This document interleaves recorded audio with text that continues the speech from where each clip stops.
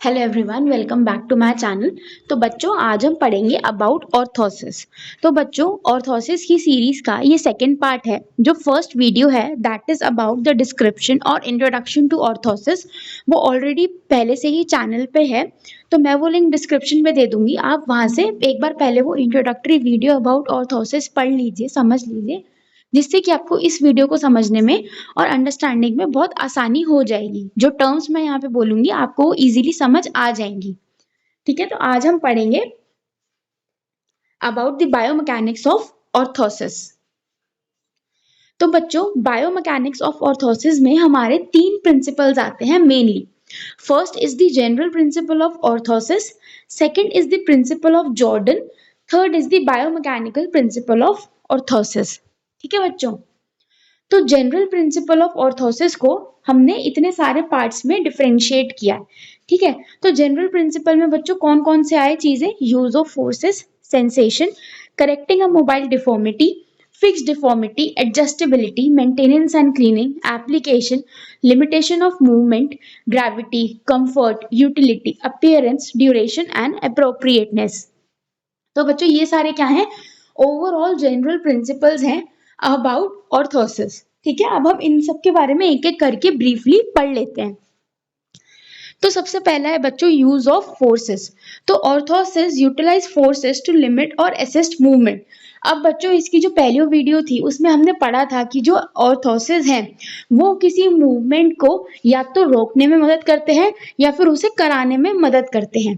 ठीक है, जैसे कि अगर हम फुट ड्रॉप की बात करें, जैसे कि इस इमेज में भी आपको यहाँ पे दिख रहा होगा कि नॉर्मल फुट के अंदर क्या होता है ना, हम पैर को पूरा ऊपर भी ले जाते हैं दैट इज डोर्सीफ्लेक्शन, और नीचे भी कर लेते हैं that is planter flexion. But जब फुट ड्रॉप हो जाता है तो हम डोर्सीफ्लेक्शन वाली मूवमेंट नहीं कर पाते, और जो पेशेंट का पैर है वो ज्यादातर प्लांटर फ्लेक्स पोजीशन में ही नीचे रहता है।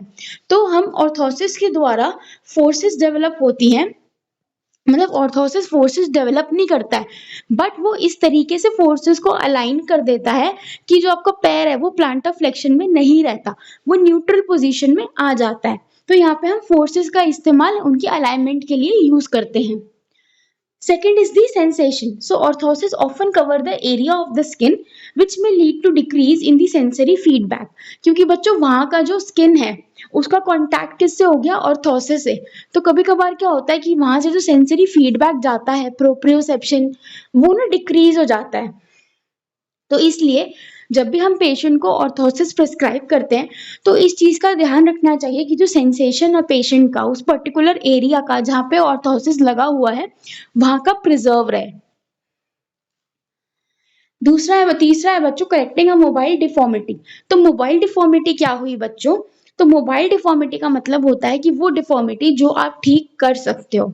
ठीक है, so by the use of orthosis the corrective forces are balanced by the proximal and distal counter forces. अब देखो जैसे मोबाइल स्कोलियोसिस है, जीनू रेकरवेटम है, तो ये कुछ कंडीशंस ऐसी हैं अगर ये अपने मोबाइल फेस में है, मतलब ये वापस रिवर्स हो सकती हैं, पेशेंट ठीक हो सकता है, तो हम सीधा सर्जरी पे नहीं जाते, हम पहले उसे ऑर्थोसिस देख के देखेंगे।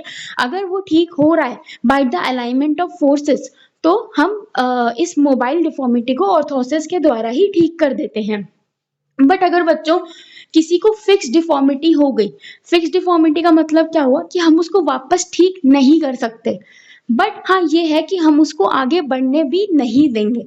फिक्स डिफॉर्मिटी को हम सर्जरी के द्वारा ही ठीक कर सकते हैं, बट अगर हमें उसे आगे बढ़ने से रोकना है तो हम पेशेंट को ऑर्थोसिस प्रिस्क्राइब करेंगे और ऑर्थोसिस देंगे ताकि जो चीज है वो और ज्यादा बिगड़े नहीं।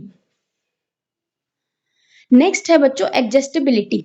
तो बच्चों अब जो ऑर्थोसिस है वो हर इंडिविजुअल के लिए वेरी करेगा। अगर मैं किसी को एंकल फुट ऑर्थोसिस दे रही हूँ तो वो बच्चों के लिए उसका अलग शेप एंड साइज होगा, किसी फीमेल के लिए अलग होगा, मेल के लिए अलग होगा, एल्डरली के लिए अलग होगा, जो ओल्ड एज में है उनके लिए अलग होगा। तो जो ऑर्थोसिस है वो एडजस्टेबल होने चाहिए according to the individual differences. Next point is maintenance and cleaning. तो जो ऑर्थोसिस है it should not be that fancy कि जो पेशेंट है, क्योंकि देखो पेशेंट को वियर करना है उसे, और उसकी मेंटेनेंस और क्लीनिंग भी उसी की रिस्पॉन्सिबिलिटी या जो उसके आसपास के लोग रहते हैं, फैमिली पर्सन्स, उनकी रिस्पॉन्सिबिलिटी है। तो ऑर्थोसिस बहुत सिंपल होने चाहिए, उनमें बहुत ज्यादा तामझाम नहीं होना चाहिए। एप्लीकेशन, अब क्योंकि देखो जो पेशेंट है वो ऑलरेडी अपनी कंडीशन को लेके बहुत प्रॉब्लम में है, तो जो ऑर्थोसिस है उनकी डॉनिंग डॉफिंग दैट इज उनको पहनना और उतारना, वो उसके लिए सिंपलर होना चाहिए, ताकि उसको ज्यादा कॉम्प्लिकेशन फील ना हो और वो इरिटेट ना हो, क्योंकि वो ऑलरेडी एक ऐसे फेज से गुजर रहा है जहाँ पे उसका एक पार्ट जो है बॉडी का it is not working properly. ठीक है, तो वो पहले से ही इरिटेटेड है ऑर्थोसिस का, उसकी जान को अगर और काम बढ़ गया तो वो और परेशान हो जाएगा, तो हमें वो नहीं करना। Next point is the limitation of movement.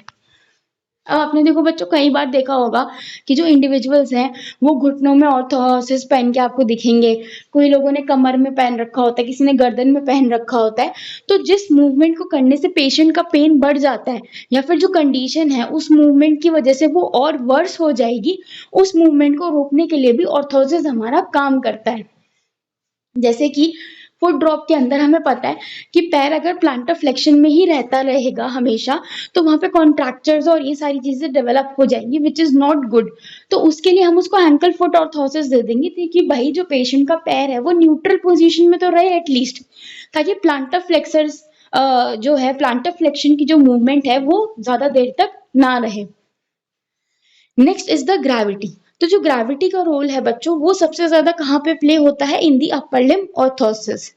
For example, a Rollian shoulder cuff can be used in hemiplegia to prevent subluxation of shoulder। तो इसमें हम ऑर्थोसिस के साथ साथ ग्रेविटी का भी यूज करते हैं for the betterment of the patient. Sorry, this has been repeated. Next is the comfort. तो जो ऑर्थोसिस है वो बहुत कंफर्टेबल होनी चाहिए पेशेंट को, ऐसा नहीं कि वो पहने तो वो चुभ जाए उसे कहीं से, या वहाँ पे उसका जो सर्कुलेशन है वो ढंग से ना हो पा रहा हो, पेशेंट को सेंसरी फीडबैक ना मिले उस पॉइंट से, उस चीज का ध्यान रखना है। Next point is the utility. So orthosis must be useful. अब देखो जिस चीज के लिए हमने ऑर्थोसिस पेशेंट को पहनाए हैं वो पर्पस भी सॉल्व करना चाहिए, तो it must be useful for the patient. और वो यूजफुल कब होंगे, जब वो पर्पस सॉल्व करेंगे जिसके लिए भी हमने वो दिए हैं। कॉस्मेसिस, तो ये स्पेशली देखो हैंड में जरूरी होता है कि जो ऑर्थोसिस है वो दिखने में भी अच्छा होना चाहिए, या फिर कोई अगर देखे तो उसे बहुत अजीब ना लगे कि इसने ये कौन सी चीज पहन रखी है, क्योंकि पेशेंट कई बार ना अपने पेरेंट्स को लेके भी बहुत वो रहते हैं, चिंता में रहते हैं कि हम कैसे दिख रहे होंगे। तो उसको भी अगर हमारे पास ऑप्शन है कि हम उसको ठीक कर सकते हैं तो हमें उसे अच्छा ही प्रेस्क्राइब करना चाहिए। ड्यूरेशन, तो बच्चों ऑर्थोसिस को ना ऐसा नहीं कि हमें जिंदगी भर पेशेंट को पहनाए रखना है, depending upon his condition orthosis हमें उतने ही देर तक पेशेंट को पहनने के लिए बोलना चाहिए जब तक जरूरी है। Next is the appropriateness. So it should allow joint movement wherever appropriate. तो अगर मान लो किसी की एंकल में दिक्कत है और मैं उसका नी भी लॉक कर दूं, हिप भी लॉक कर दूं ऑर्थोसिस के थ्रू, कि नहीं भाई मैं तो तुम्हें पूरा हिप नी और एंकल ऑर्थोसिस दूंगी भले ही प्रॉब्लम तुम्हारे एंकल में ही क्यों ना हो, सो दिस इज रॉन्ग। ठीक है, अगर उसका कंडीशन ऐसी है कि आप नी और हिप जॉइंट को फ्री छोड़ सकते हो, वो अपनी मूवमेंट कर सकते हैं, तो आपको क्यों फालतू में वहां की उस जॉइंट की भी मूवमेंट रेस्ट्रिक्ट करनी है। तो इस चीज का भी हमें ध्यान रखना होता है। अब आता है बच्चों the next principle of orthosis that is the principle of Jordan. तो ये बहुत ही एक बेसिक बायोमैकेनिकल प्रिंसिपल है, that is the principle of Jordan, जो कि ऑर्थोसिस जिस तरीके से करेक्ट करते हैं हमारी डिफॉर्मिटी को, पेशेंट की कंडीशन को, उसके लिए। So it is known as the 3-point system of Jordan. तो ये बच्चों बहुत इंपॉर्टेंट है, इसको अच्छे से समझना। तो ये सिस्टम में क्या होती है, देखो दो तरीके की फोर्सेस होती हैं, करेक्टिव और असिस्टिव। करेक्टिव मतलब जो पेशेंट को ठीक करने में हेल्प करेगी पोजीशन को, और असिस्टिव जो उसे सहारा देगी। They are implemented at the surface of the orthosis through the skin, which are transmitted to underlying soft tissue and bone।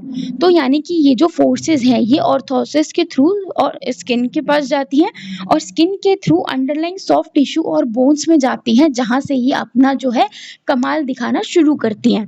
ठीक है, अब देखो इस इमेज में देखो, to remain stable the body has to have one point of pressure opposed by two equal points of counter pressure in such a way that is F1 is equals to F2 plus F3। अब देखो, अगर ये जो pink line है जो बीच में है, इसको अगर इक्विलिब्रियम में रहना है इस लाइन को, तो जो ये वाली फोर्स है F1, इसको इसके सम से F3 और F2 के सम के बराबर होना पड़ेगा। नहीं तो क्या होगा कि ये जो F1 फोर्स है अगर ये कम होगी तो ये दोनों फोर्स ओवरटेक कर लेंगी, जो कि फिर इक्विलिब्रियम जो है वो नहीं रह पाएगा और ये जो सेगमेंट है ये स्टेबल नहीं हो पाएगा। अगर मान लो F3 कम हो गई, सॉरी F3 अगर कम हो गई और F2 अगर ज्यादा हो गई तो यहाँ पे रोटेशन आने लग जाएगी, ठीक है। और ये अगर फोर्स नहीं अपोज कर पाई तो, ठीक है, तो इस चीज का भी हमें ध्यान रखना है। तो अगर किसी बॉडी को स्टेबल रहना है तो ये जो F1 है यानी कि ये सबसे ज्यादा होगा और इसका सम किसके इक्वल होना चाहिए, F2 के और F3 के। So the corrective force is directed towards the angular or deformed areas to be corrected, and the other two counter forces are applied distal and proximal to the corrective forces. The greater the distance between the force and the counter force, the less counter force is produced. तो बच्चों corrective force यहाँ पे कौन सी हुई है, F1, और F2 और F3 क्या है, हमारी assistive forces है, ठीक है। So biomechanical principle of orthosis design.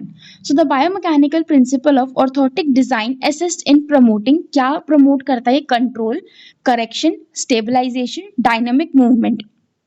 तो जितने भी orthosis के डिजाइन हैं वो आपको इन्हीं प्रिंसिपल पे मिलेंगे।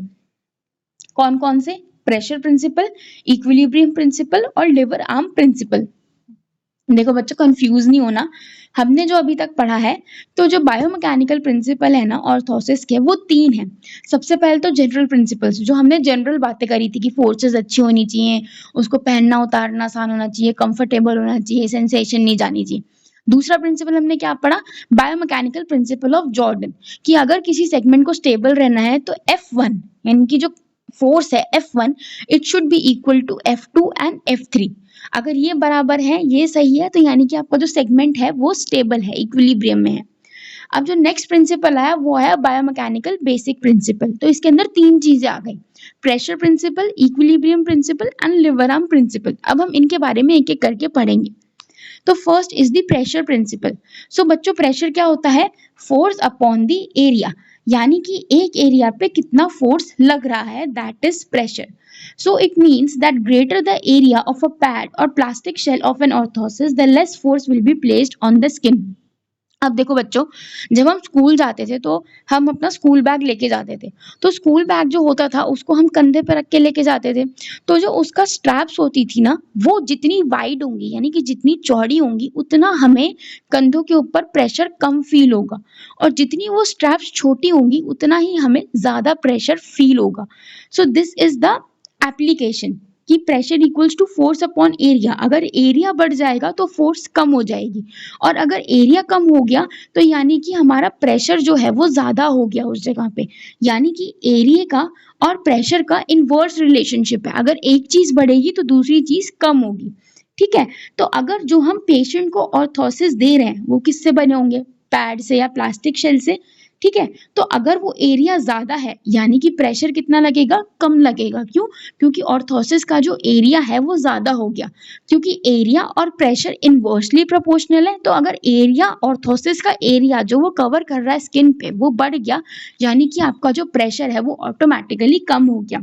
Therefore, any material that creates a force against the skin should be of a dimension to minimize the force on the tissue. तो ये हुआ बच्चों प्रेशर प्रिंसिपल। अब दूसरा प्रिंसिपल आता है बच्चों इक्विलिब्रियम प्रिंसिपल। तो इक्विलिब्रियम प्रिंसिपल में क्या है, तो इक्विलिब्रियम का मतलब क्या हुआ कि हमें अपनी बॉडी को स्टेबल रखना है, ठीक है। So the sum of the bending forces and the forces created must be equal to 0, ठीक है। तभी जो हमारी बॉडी है वो स्टेबल रहेगी, इक्विलिब्रियम में रहेगी। यहाँ पे कौन सा सिस्टम आ गया बच्चों, जो 3 पॉइंट प्रेशर सिस्टम था या लोडिंग सिस्टम था, जो कि याद करो हमने जॉर्डन में पढ़ा था। अगर वो तीनों बराबर रहते हैं यानी कि F1 equals to F2 plus F3 रहता है, तभी जो सेगमेंट है या जो बॉडी पार्ट है that will be in equilibrium, it will be stable, ठीक है। So the primary force is of a magnitude and located at a point where movement is either inhibited or facilitated depending upon the functional design of orthosis. तो ये primary force किस चीज की बात हो रही है बच्चों? F1 फोर्स की। ठीक है, जो जॉर्डन में हमने F1 फोर्स पढ़ी थी which was equal to the sum of F2 and F3, तो यहाँ पे प्रिंसिपल फोर्स क्या है? F1। नेक्स्ट है बच्चों लेवर आर्म प्रिंसिपल। तो बच्चों जो लेवर आर्म प्रिंसिपल है वो क्या कहता है? The farther the point of a force from the joint the greater the movement arm and the smaller the magnitude of force required to produce a given torque at the joint. This is why most orthoses are designed with long metal bars or plastic shells that are the length of the adjacent segment. यानी कि जो force का point है वो एक joint से जितना दूर रहेगा उतना ही ज्यादा उसका मूवमेंट आर्म रहेगा, और जितना ज्यादा मूवमेंट आर्म रहेगा उतना ही उसे कम फोर्स लगाना पड़ेगा उस जॉइंट की मूवमेंट के लिए। तो यहाँ पे जो ऑर्थोसिस है उनके ऊपर भी यही सेम प्रिंसिपल जाता है। So the greater the length of the supporting orthotic structure the greater the movement और torque that can be placed on the joint और the unstable segment. So this is the lever arm principle. तो ये जो तीन principal हैं बच्चों, pressure का, equilibrium का और लिवर आर्म का, ये एक दूसरे के ऊपर डिपेंडेंट है। तो जब भी हम किसी ऑर्थोटिक डिवाइस को डिजाइन करते हैं या इवैल्यूएट करते हैं तो हमें इन तीन चीजों का, प्रेशर, इक्विलिब्रियम और लिवर आर्म का ध्यान रखना चाहिए। So there is adequate padding covering the greatest area possible for comfort. तो पेशेंट के कंफर्ट के लिए जो ऑर्थोसिस और स्किन के बीच की जो जगह होती है वहां पे हम पैडिंग दे देते हैं। The total force acting on the involved segment is equal to 0, or there is equal pressure throughout the orthosis and no area of skin irritation. So the length of the orthosis is suitable to provide an adequate force to create the desired effect and to avoid increased transmission of shear forces against the anatomic tissue. तो जब हम orthosis देते हैं patient को तो हमें इन सब चीजों का ध्यान देना चाहिए। Now, modification of orthosis. So there are four different ways in which an orthosis may modify the system of external forces and movement acting across a joint. सबसे पहला क्या है? Control of rotational movement across a joint. Second is control of translation force across a joint. Third is the control of axial force around the joint and control is line of action of ground reaction forces across the joint. तो जिसमें शुरू के तीन है बच्चों, these are termed as direct in that the orthosis actually surrounds the joint being influenced. जो last वाला है जो GRF है, ground reaction force, it is termed as indirect as the orthosis modifies the external force system acting beyond its physical boundaries. So this involves modifying the point of application, the line of action of the ground reaction force during dynamic or static weight bearing.